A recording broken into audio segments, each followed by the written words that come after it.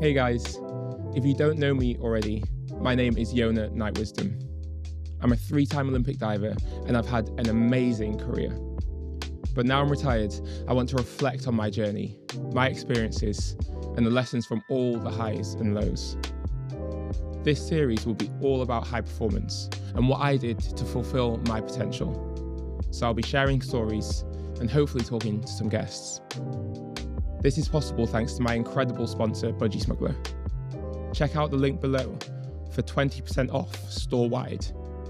Let's get into it. For me, a positive mindset is all about progress and optimism kind of mixed with realism. I think optimism is dangerous sometimes because if you're purely optimistic without being realistic, then you kind of leave yourself open to surprises that might not help. A really cool story actually is I heard from about Morgan Stanley, the big bank in America. They were really good about realism because when they had offices in the World Trade Centers, right? And when the 1993 bombings happened, they created this like really in-depth evacuation plan. They hired like a veteran from Vietnam to deliver like military precision evacuation. So there was a clear plan. They also set up like a satellite center where they could store their data somewhere else. So if anything was to happen, business could continue as usual. These plans seemed a bit extravagant on September 10th, but on September 11th, they seemed like geniuses because they had a little bit of luck when the plane hit the first tower. They were based in the second tower, so they had a bit of warning that something bad might potentially happen. As soon as that plane hit, they evacuated all of their staff. I think they had 2,700 staff in the building and only 6 didn't make it out. And business could continue as normal because they had the satellite center ready to go. So in a really negative situation, because of their realism, not optimism, their realism, they were able to survive as a company when it could have been much, much worse. So that's why I say that optimism can be dangerous. Realism is necessary, but having a positive mindset about things encompasses all of that.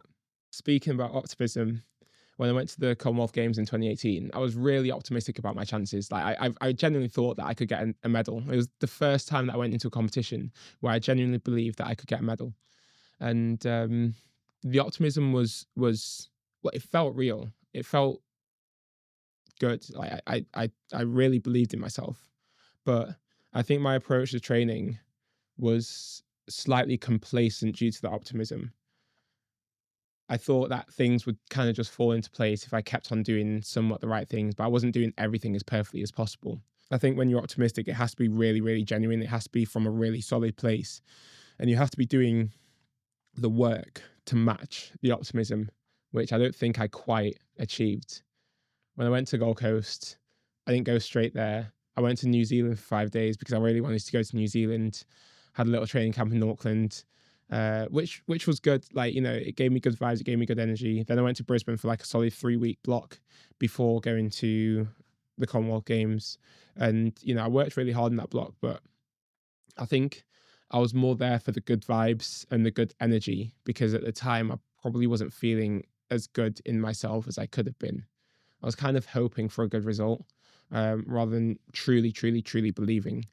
And it's tough because it's hard to recognize in the moment, but I could definitely see it in hindsight that my optimism wasn't genuine. And what it did was it helped me reflect on the mistakes I made in the lead up to that competition. The result was I finished 4th on 1 meter. I missed out on getting the medal by 10 points. That hit me a lot harder than it could have done because my optimism only saw me on the podium. I didn't see any other result. It's frustrating. It's frustrating for sure. That's where I could have been. But, you know, there was a lot less in the tank. I could have done a little bit better on every single dive, but, you know, to finish 4th is great because it's actually an improvement on what I did last time. But yeah, fourth is the worst position to finish. It really is. And when I didn't get that, I was really devastated. And that carried on to 3 meter the next day, and I finished ninth, miles away from my best performance. And then it continued into the rest of my season. So when you're feeling optimistic about something, really try and make sure that it's genuine optimism, that you've done the work, that you're really confident in yourself, but also be realistic about what could potentially happen, because the chances are you might not achieve what you're aiming for. And when you don't get it, you don't want it to be so crushing that it affects the rest of your season or the next few months, because that can snowball into something much bigger. Fortunately for me, I was able to catch it at some point and refocus, so the next season was good. But yeah, that was a really tough time.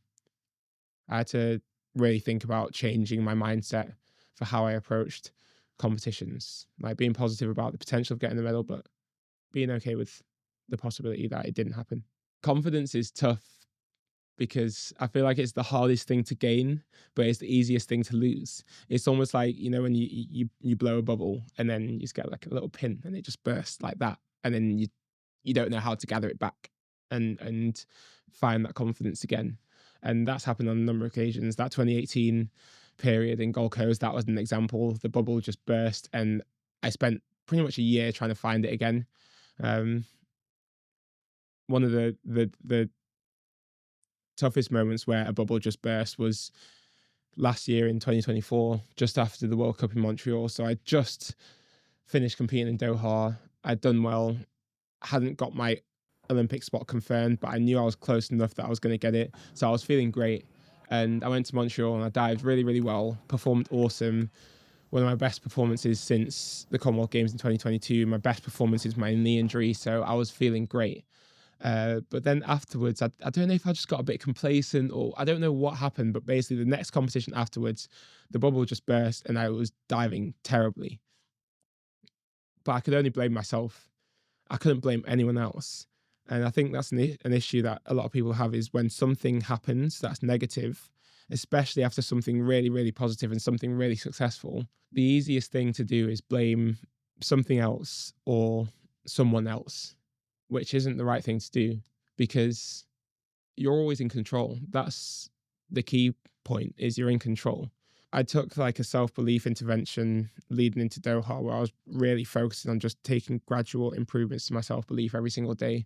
And that kind of reached the peak when I got to Montreal and dived really well. But afterwards, I stopped doing that self-belief intervention because it was quite hard in the brain. Like I wanted to give my brain a bit of a break, and the performance fall off was immediate. Later on in the year, because I didn't blame people around me, I looked into myself. That was the first place I looked. I was like, what did I change? What did I do differently? What do I need going forward to make sure that when I get to the Olympics, it can be really positive? And I redid the self-belief intervention. I worked on gradually building that self-belief every single day. And when I got to Paris, the results showed itself. You know, I performed once again at my best level since my knee injury. And it was all because I made sure not to look externally in that moment where the bubble burst. I looked at myself first. I've spoken before about how much I enjoyed diving as a sport. I loved it so much. It was so much fun. I dived for 20 years. That's a really long time to be going into a pool and throwing yourself off a board every single day into water, which was normally quite cold.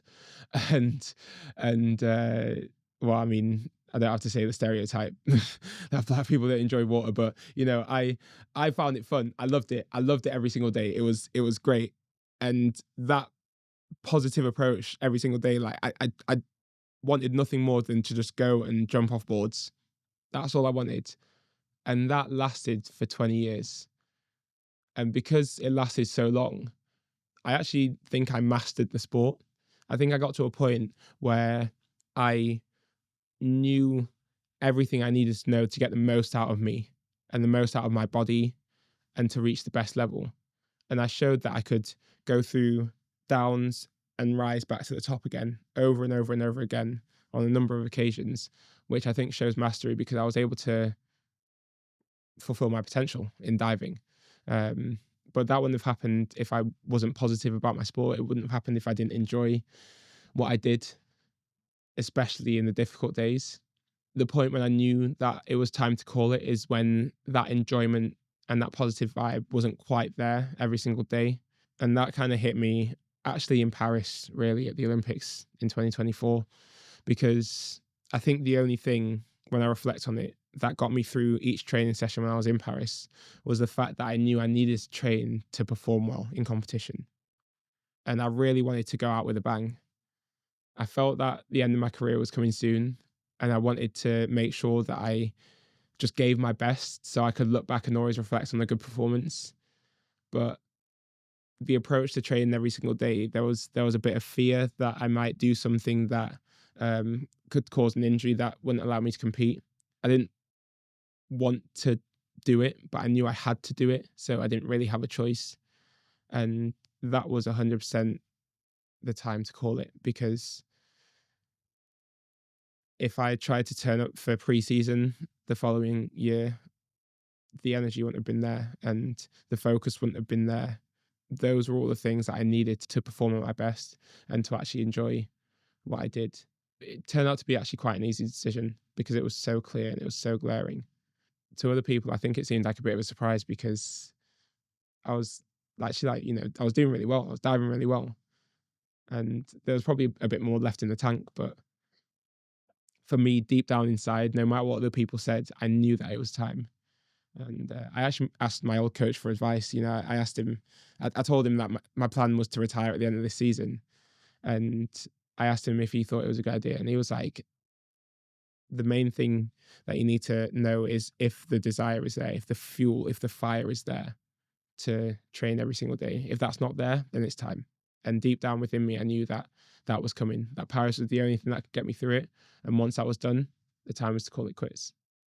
I still, fortunately, have a really good relationship with the sport because I ended it on my own terms.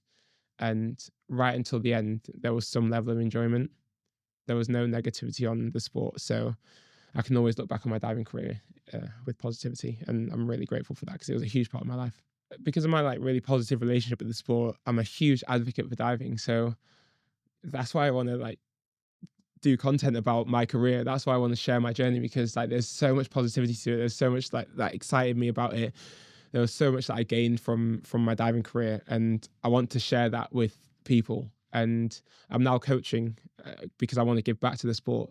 And honestly, I realized it the other day. I was literally sitting on poolside coaching, and there's nothing else that I'd rather be doing.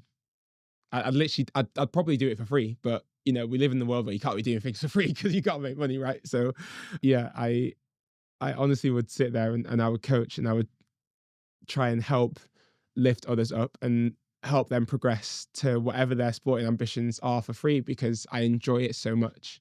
And I enjoy the environment. I enjoy everything that diving's all about, the challenge, the feeling of achievement. It's a phenomenal sport. So if you've never tried diving before, I recommend it, but definitely get some instruction because it's hard. One takeaway that you can have from this, if there's nothing else that you take, is please enjoy what you do. Enjoy it, enjoy it, enjoy it, enjoy it, enjoy it. Even if you can't change what you do, find a way to enjoy it. Find something enjoyable about it. Try and change the way that you look at it, because the more you enjoy it, the easier it becomes, the better you will be, and then the more you can progress forward. And we all want progress. So I think enjoyment, longevity, success, high performance, it all comes from just being positive about what you do, about who you are, about where you are, about what you have. Be positive.